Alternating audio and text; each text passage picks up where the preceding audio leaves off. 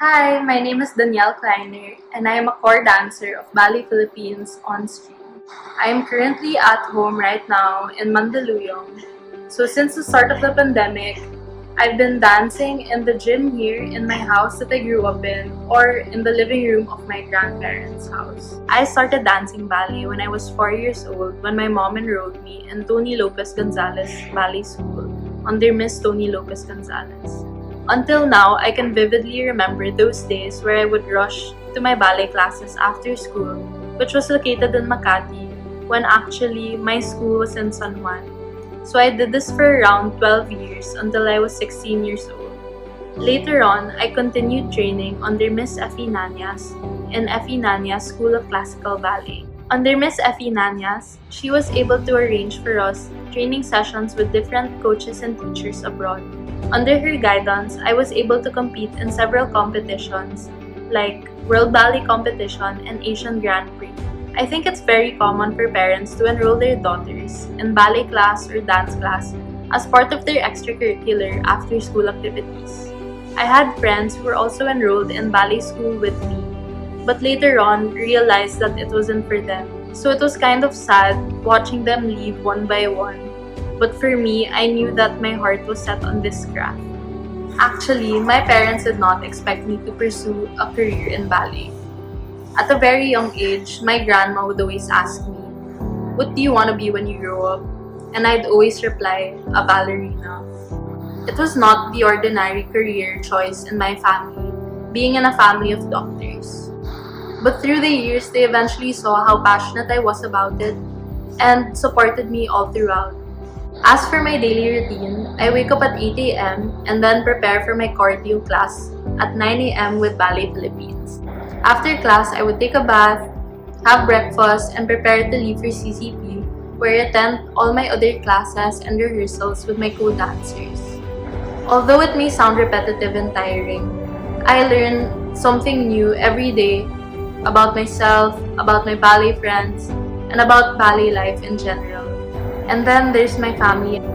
I have dinner with my family every day. As much as possible, we wait for everyone to be home before we have dinner because this is the only time when everyone is free. We all have different schedules, so dinner is where everyone would catch up and just talk about their day.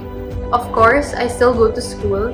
I'm actually a fourth-year student at the University of Asia and the Pacific, taking up entrepreneurial management.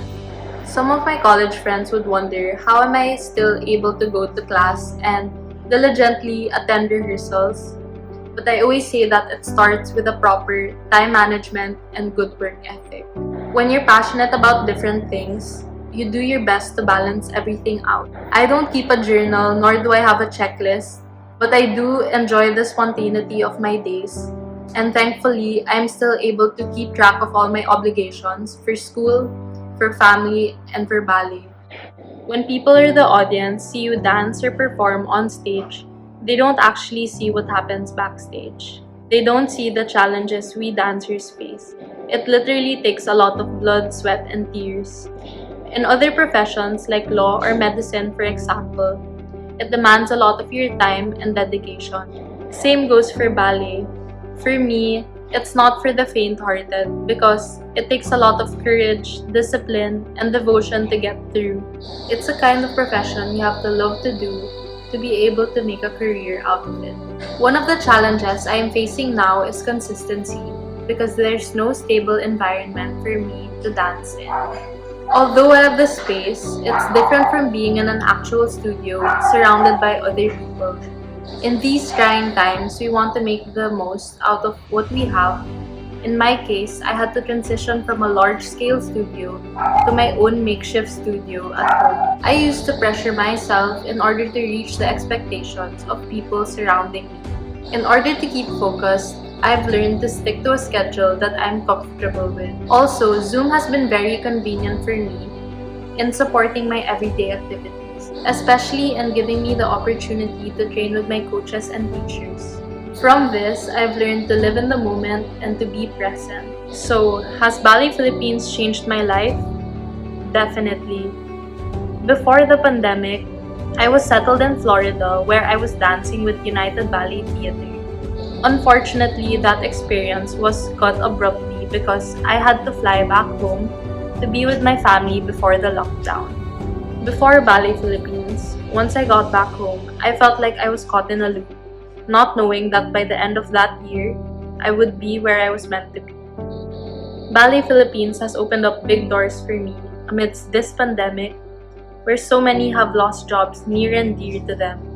It was the light at the end of my tunnel. My co-dancers and I are all coming from different walks of life, but because we all have the same dream, we now walk together as one family in Bali, Philippines. And for that, I will always be grateful.